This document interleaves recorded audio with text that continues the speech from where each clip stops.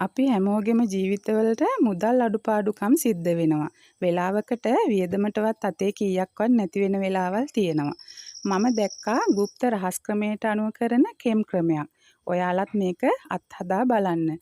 ඔයාලා මෙන්න මේ වගේ කාසි ටිකක් තැටියකට අහුර ගන්න. ඒකලා ඒක මැදින් මැටි පහනක් තියලා ඒකට කුරුඳු තෙලුයි පොල් තෙලුයි එකතු කරලා තමයි මේ පහන හදා ගන්න ඕනේ. කුරුඳු තෙල් වලට පුළුවන් අපේ ගෙදර තියෙන අඳුරු බලවේග දුරු කරලා ගෙදරට සෞභාග්‍ය ගේන්න. ඔයාලා මේ විදිහට මේ පහන පත්තු කරන්න ඕනේ රාත්‍රී කාලේ. රාත්‍රී කාලේ හැමෝම නිින්දට ගියාම ගෙදර නිශ්ශබ්දයි. එතකොට තමයි ඔයාලා මේ පහන පත්තු කරන්න ඕනේ.